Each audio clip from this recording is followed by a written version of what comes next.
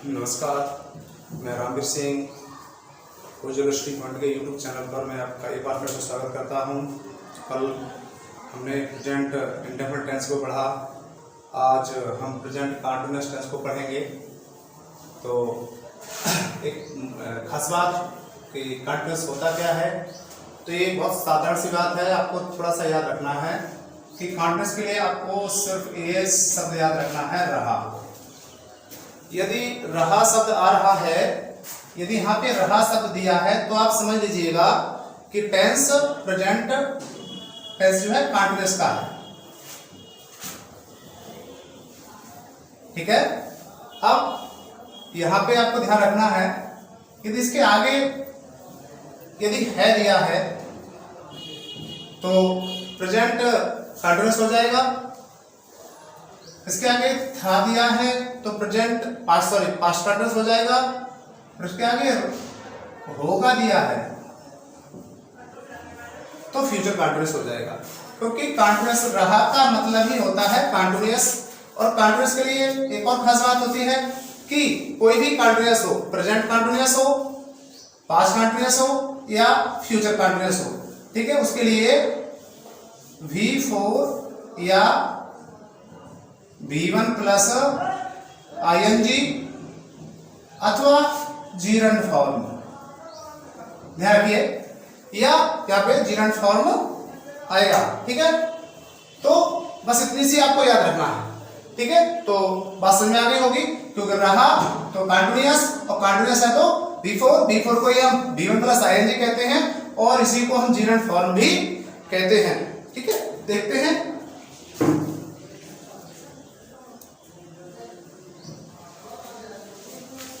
हाँ, तो इतनी सी बात समझ में आ गई होगी आप सबके। ठीक है, तो अब हम इसकी जो आइडेंटिटी वगैरह है हम उसे भी थोड़ा सा देख लेते हैं। तो इसकी आइडेंटिटी होती है, ठीक है, ज्यादा लंबा इसमें ज्यादा कुछ नहीं बताएंगे क्योंकि इसकी आइडेंटिटी बता रहे। आइडेंटिटी क्या होती है? रहा है, रही है, रहे हैं। ठीक है, बस ये इसकी आइडेंटिटी होती है, हमने अभी बताया था। ठीक है, अब इसका देख लेते हैं, फॉर्मूला देख लेते हैं नंबर 1। तो एफर्मेटिव सेंटेंस,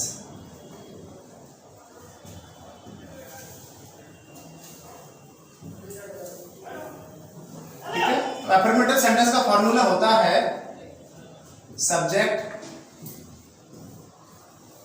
डिजायरिंग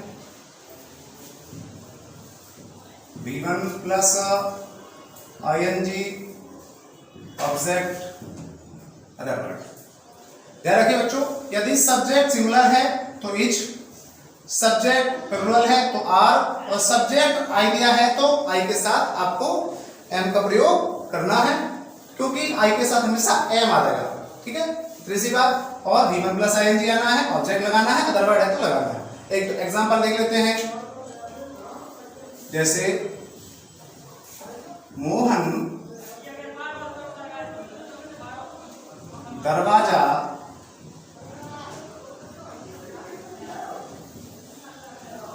खोल रहा है। अब यहाँ पे देखिए रहा और है तो वाक्य किसका हो गया? रहा से कंटीन्यूअस हो गया, है से प्रेजेंट हो गया, तो वाक्य किसका हो गया? प्रेजेंट कंटीन्यूअस का हो गया। अब देखिए सब्जेक्ट तो मोहन सब्जेक्ट सिंगुलर है, हेल्पिंग वर्ब भी सिंगुलर हो जाएगी। ठीक है, अब खोलना तो ओपन, ING लगाना है, ओपनिंग द डोर। ओके, फिर अगला देखते हैं, हम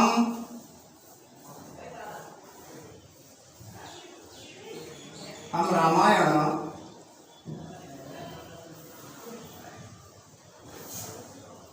खरीद रहे हैं। ठीक है, तो V सब्जेक्ट प्लूरल है तो आर, अब खरीदना तो VUYING। ठीक है, बाइंग। अब रामायण तो द रामायण।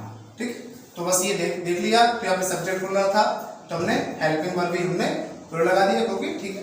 तो ये हमारा अफर्मेटिव सेंटेंस। तो यहाँ से कोई सा भी सेंटेंस आए, बस आपको ये फॉर्मूला याद रखना है। कोई भी सेंटेंस बना सकते हैं इसको फॉर्मूले के द्वारा हजारों सेंटेंस आप जो है बना सकते हो। अगला देख लेते हैं सेकंड कंडीशन नेगेटिव के लिए।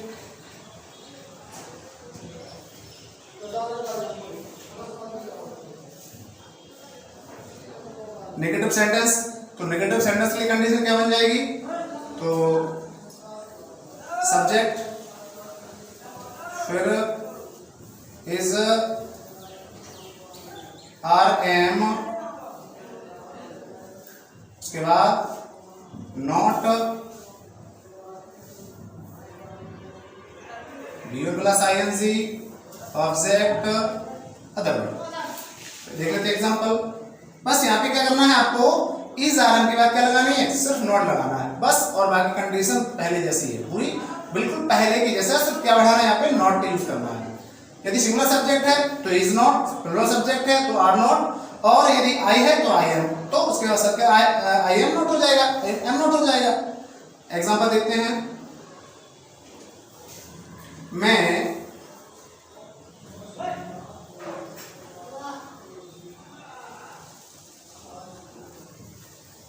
कपड़े नहीं पहन रहा हूं। ठीक है, यहाँ पे नेगेटिव हो गया। तो मैं कपड़े नहीं पहन रहा हूं, तो यहाँ पे क्या हो जाएगा? आई के साथ हमेशा एम आता है, नेगेटिव है तो क्या हो जाएगा? I am not. अब पहनना वियर, तो आई एन जी हो जाएगा वियरिंग। क्या पहन रहा है? कपड़े पहन रहा है, वियरिंग द क्लॉथ्स। कहीं कोई दिक्कत नहीं है, बहुत ही आसान सेंटेंस होते हैं यहाँ पे। बस थोड़ा सा आपको ध्यान रखना है, क्योंकि इसकी जो कंडीशन थी, मेन जो लॉजिक थी वो बताया था कि रहा है तो कंटीन्यूअस फॉर्म में है तो प्रेजेंट कंटीन्यूअस है, रहा के साथ था तो पास्ट कंटीन्यूअस है, रहा के साथ होगा तो फ्यूचर कंटीन्यूअस है। और फ्यूचर कंटीन्यूअस कोई भी कंटीन्यूअस हो हमेशा क्या लगता है? V1 plus ING. एक और देख लेते हैं। सीता खाना नहीं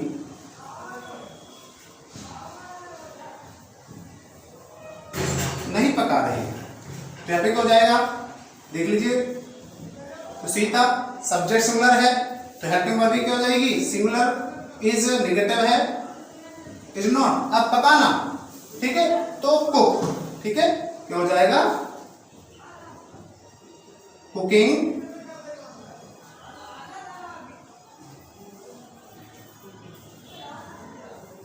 दी फूड। ओके, इस तरह से ये नेगेटिव सेंटेंस भी हो गया। अब देखते हैं आगे हम इंट्रोगेटिव सेंटेंस के बारे में देखते हैं।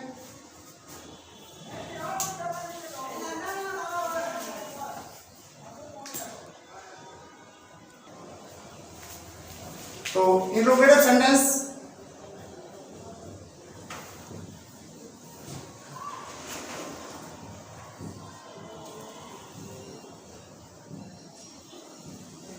इंट्रोगेटिव सेंटेंस देखते हैं। तो इंट्रोगेटिव सेंटेंस में कुछ नहीं है, सिर्फ हेल्पिंग वर्ब को बदलना है। सब्जेक्ट के स्थान पे हम हेल्पिंग वर्ब का यूज करेंगे और हेल्पिंग वर्ब के स्थान पे हमें सब्जेक्ट का यूज करना है। आई मीन सब्जेक्ट है वहां पे हेल्पिंग वर्ब आ जाएगा, और जहां पे हेल्पिंग वर्ब थी वहां पे सब्जेक्ट हो जाएगा। बस केवल इनको रिप्लेस करना है। तो देख लेते हैं स्ट्रक्चर, इसका फॉर्मूला देख लेते हैं। तो इज आर एम, उसके बाद subject V1 plus ING, object other word, question mark. तो देखिए क्या बदल दिया? केवल सब्जेक्ट के स्थान पे कौन पहुंच गया? हेल्पिंग वर्ब पहुंच गई। हेल्पिंग वर्ब के स्थान पे क्या आ गया? सब्जेक्ट आ गया। देख लेते हैं एग्जांपल। क्या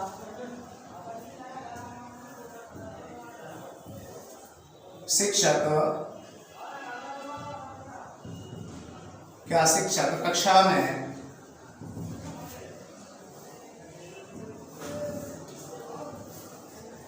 इंग्लिश पढ़ा रहे हैं। तो अगर शिक्षक है तो सिंगुलर सब्जेक्ट होगा, क्योंकि एक बार में एक शिक्षक ही इंग्लिश को पढ़ाएगा, और सारे शिक्षक तो नहीं पढ़ाएंगे। तो सिंगुलर सब्जेक्ट सिंगुलर है तो क्या लगाना है, अकॉर्डिंग टू सब्जेक्ट हमें हेल्पिंग का यूज करना है। तो सब्जेक्ट सिंगुलर है तो हेल्पिंग का क्या हो जाएगी, इज। उसके बाद सब्जेक्ट द टीचर, अब पढ़ाना तो टीच, आईएनजी लग जाएगा तो टीचिंग। इंग्लिश कहां, कक्षा में, in the class, question mark sign. तो इसे नेगेटिव बना के देखते हैं। क्या क्या सीखा, क्या सीखा, सेव नहीं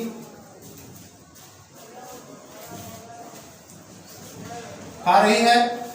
तो अभी देखिए इंट्रोगेटिव के साथ साथ नेगेटिव भी हो गया, इसे हम इंट्रोगेटिव प्लस नेगेटिव बोलते हैं। तो ये भी बिल्कुल वैसा ही है, according to subject, subject similar है तो हेल्पिंग वर्ब क्या आ जाएगी, इज आ जाएगी, है ना। तो यहाँ पे क्या होगा, इज सीखा, इससे कहा नेगेटिव है। तो जो नॉट होता है, नॉट हमेशा हमेशा हमेशा ever ever ever and for ever हमेशा सब्जेक्ट के बाद ही आता है।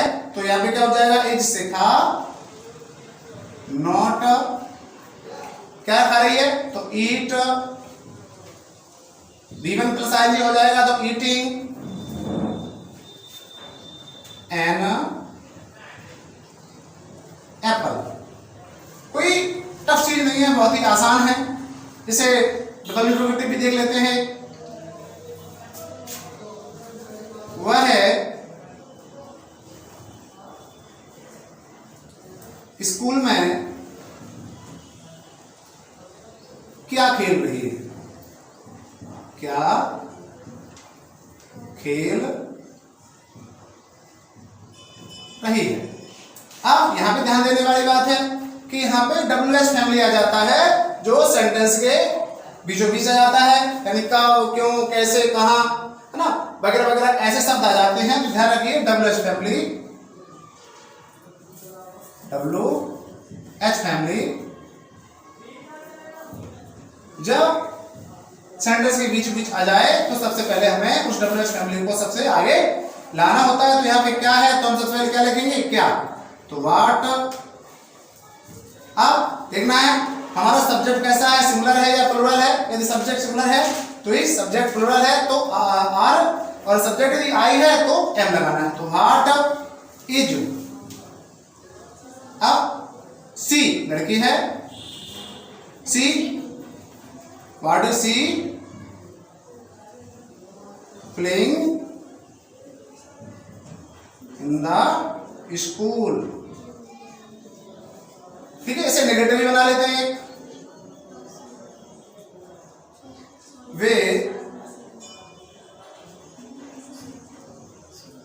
वे अपना काम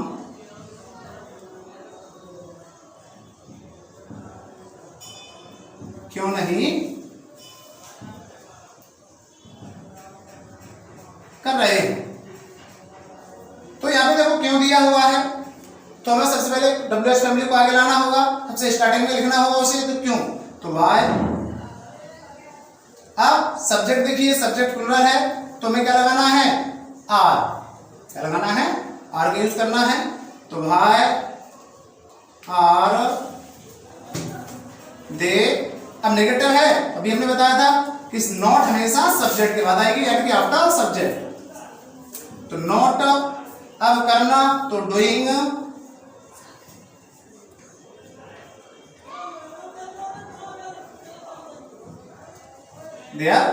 वर्क। इस तरह से ये प्रेजेंट कंटीन्यूअस पूरा हुआ। यदि आपको लगता है कोई समस्या है, आपको समझ नहीं आए, तो आप कमेंट कर सकते हैं। यदि आप ऑफलाइन आना चाहें तो ऑफलाइन कांटेक्ट कर सकते हैं। तो यदि वीडियो अच्छा लगे तो लाइक कीजिए, शेयर कीजिए और सब्सक्राइब कीजिए। ठीक है, जय हिंद, जय भारत।